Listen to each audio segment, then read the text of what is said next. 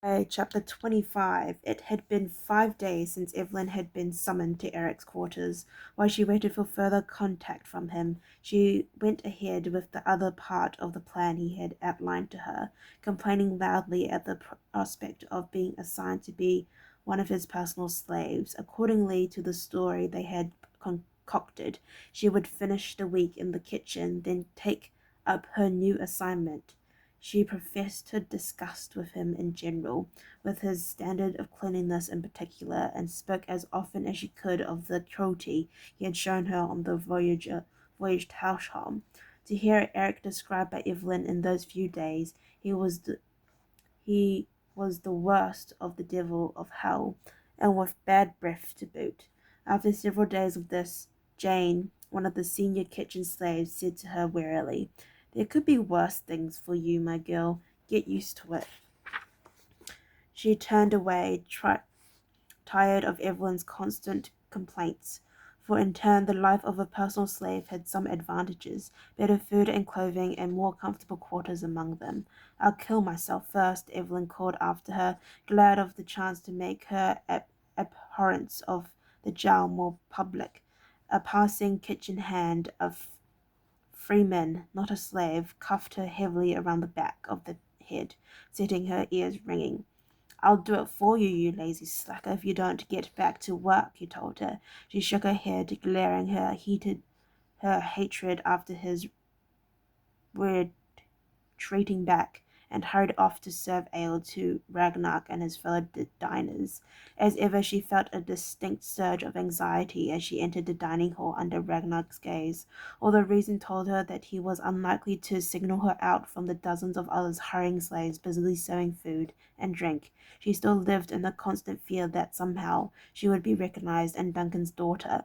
It was that anxiety, as much as the non-stop work, that left her drained and exhausted at the end of each night. After the evening's work was completed, the slaves moved gratefully to their sleeping spaces. Evelyn noted wearily that Jane, obviously bored with Evelyn's constant complaints about Eric, had moved her blankets to the far side of the room. She spread her own blankets and went to re-roll the cloth around her log pillow. As she did so, a small piece of paper fell from the folds of the old shirt she used to pad the wood. Her heart racing, Evelyn quickly covered the scrap with her foot, glancing round to see if any of her neighbors had noticed. Nobody seemed to. They all continued with their own preparations for sleep. As casually as she could, Evelyn lay down, retrieving the small scrap of paper as she did so, and pulled her blankets up to her chin, taking the opportunity to glance at the one-word message written on the paper. "Tonight." A kitchen hand came in a few minutes later and doused the lanterns, leaving only the flickering flames of the banked fire to light the room. Exhausted as she was, Evelyn lay on her back, eyes wide open, pulse racing, waiting for the time to pass. Gradually the voices around the room fell silent, replaced by the deep, regular breathing of sleeping slaves. Here and there were soft snores or the occasional cough, and once or twice a voice spoke out, slurred and indistinct, as an elderly Teuton slave muttered in her sleep. The fire died away to a dull glow, and Evelyn heard the watch sounding the horn for midnight from the harbour. That would be the last signal horn until dawn at around 7 o'clock. She settled back to wait. Eric had told her to wait till an hour after the midnight signal, then give them time to settle down and sleep deeply. He'd said to her when he outlined his plan, "Leave it any longer and the light sleepers and the older slaves will start waking up and needing to use the privies." In spite of the tension she felt, her eyelids were beginning to droop, and with a panicky start, she realized she had nearly dropped off to sleep. That would be that would be perfect, she thought bitterly, to have the jail waiting for her outside the great hall while she was snoring soundly in her blanket. She sniffed She shifted on the hard floor, moving to a less comfortable position, digging her nails into her palms so that the pain would keep her alert. She began to count to measure the time passing, then realized almost too late that the soporific effect of counting had nearly put her to sleep again. Finally, with a shrug of annoyance, she decided that an hour must have passed. There was no sign of anyone being awake in the kitchen. As she cautiously pushed back her blankets and stood up, if anyone stirred, she reasoned she could always claim that she was heading for the privy herself. She had gone to bed fully dressed, apart from her boots. She carried them with her now, wrapping the blankets round her. As the fire had died down, the room had grown progressively colder, and she shivered as the chills air struck at her. The door to the yard seemed to be loud enough to awake the dead as she tried to ease it open. It swung on the heavy hinges with what seemed to be a deafening shriek. Wincing, she shut it as carefully as she could, marveling that nobody had seemed to be disturbed by the noise. There was no moon. The night was overcast with thick clouds, but still the snow that covered the ground reflected what little light there was, making it easy to see details. The black mass that was the yard slave sleeping quarters, a cold and draughty barn, was easily visible, 30 to 40 meters away. Hopping from one foot to another, she tugged on her boots. Then, hugging the wall to the main building, she moved to her left, making for the corner as Eric had instructed. As she reached the end of the wall, she let out an involuntary gasp. There was a burly figure waiting there, huddled close to the shadows to the building. For a moment she felt a shaft of fear stab at her. Then she realized it was Jarl Eric. "You're late," he whispered in an angry tone. She realized that he was possibly as keyed up as she was. Jarl or no Jarl, he was risking his life to help a slave escape, and he, he'd be well aware of the fact. Some of them hadn't settled down, she lied. It seemed pointless to tell him that she'd had no way of measuring time. He grunted in reply, and she guessed her excuse was accepted. He thrust a small sack into her hands. "Here," he said. "There are a few silver coins in there. You'll probably have to bribe one of the commitment to get the boy out of there. This should be enough. If I give you any more, they'll only get suspicious and wonder where it came from." She nodded. They had discussed all this in his quarters 5 nights before. The escape would have to be accomplished without any suspicion falling to Eric. This was the reason why he had instructed her to spend the last few days complaining about the prospect of becoming his slave. It would create an apparent reason for the attempt to escape. "Take this as well," he said, handing her a small dagger in a leather sheath. "You might need it to make sure he sticks to the bargain after you've bribed him." She took the weapon, shoving it through the wide belt she wore. She was dressed in breeches and a shirt, with the blanket draped round her shoulders like a cloak. "Once I get him out." "What then?" she asked softly. Eric pointed to the path that led down to the harbour and to the township of Helsham itself. "Follow that path. Not far from the gate you'll see another path branching off to the left, uphill. Take that. I've tethered a pony along the path with food and warm clothing. You need the horse to keep well moving." He hesitated, then added, "You'll also find a small supply of wormweed in the saddle pack." She looked up at him, surprised.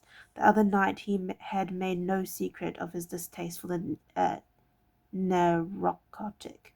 "You'll need it for Will," he explained briefly. "Once a person's addicted to the stuff, you can kill him by stopping the supply all at once. You have a week. You have to wean him off gradually, reducing the amount each week, until his mind recovers and he can do without it." "I'll do my best," she said, and he gripped her wrist and he gripped her she said, and he gripped her wrist encouragingly. He glanced at the low clouds above them, sniffing the air. "It'll snow before dawn," he said. "That will cover your tracks. Plus I'll lay a false trail as well. Just keep heading up into the mountains. Follow the path until you come to a fork in the trail by 3 boulders, with the larger in the middle. Then branch left and you'll reach the hut in another 2 days' travel." There was a small hut up in the mountains used as a base for hunters during the summer season. It would be unoccupied now.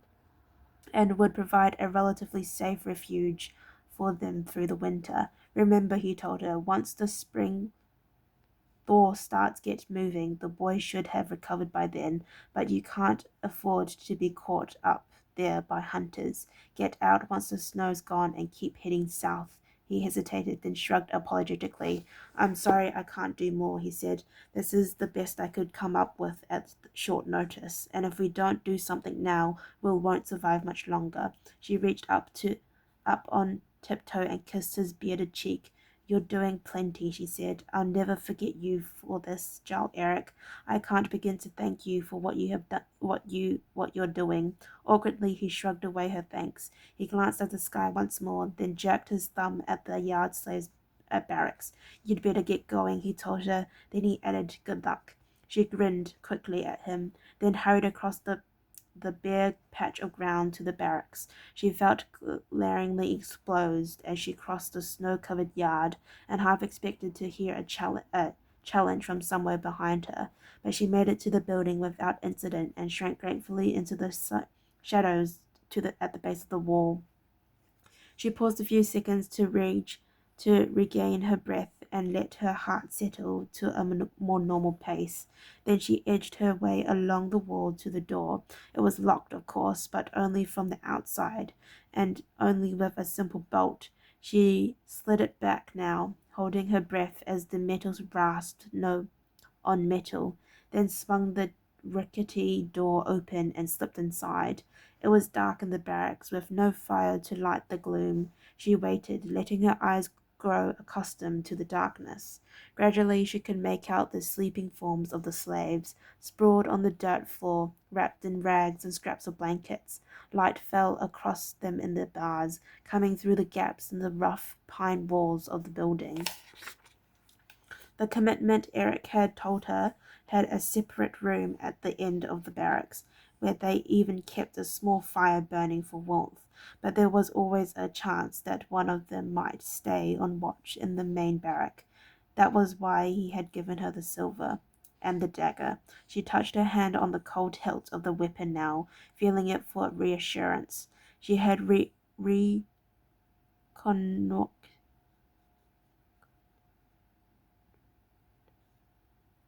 reconnoitered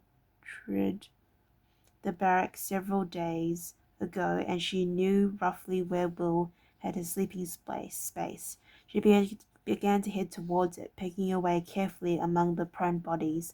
Her eyes moved this way and that, seeking him out, and she felt a glowing sense of desperation as she searched. Then she made out that unmistakable shock of hair above a ragged blanket, and with a sigh of relief she made her way to him. At least there would be no problem getting Will to move. Yard slaves, their senses dulled and their minds slowed by the drug, would obey any command they were given.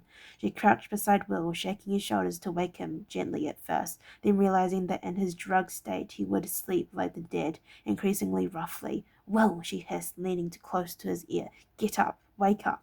He muttered once, but his eyes remained right shut, and his breathing heavy. She shook him again with a growing sense of panic. Please, Will, she begged. Wake up. And she hit him across the cheek with the palm of her hand. That did the trick. His eyes opened and he stared foggily at her. There was no sign of recognition, but at least he was awake. She dragged at his shoulders. Get up, she commanded, and follow me.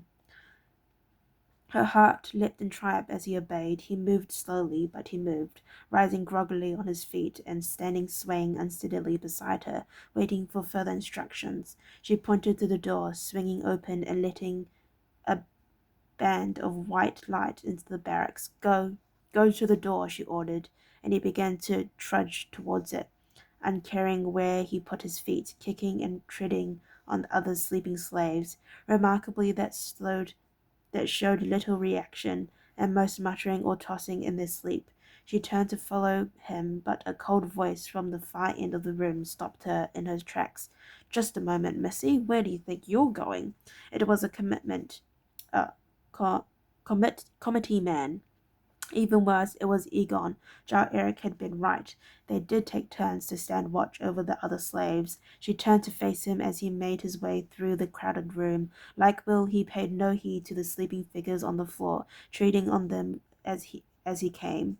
Evelyn drew herself up, took a deep breath, and said in a steady voice, in as steady voice as she could manage, Jar Eric sent me to fetch a slave. He needs firewood brought into his quarters. The gang boss hesitated. It was not impossible that she was telling the truth. If one of the senior Jars ran out of firewood in the middle of the night, he'd have no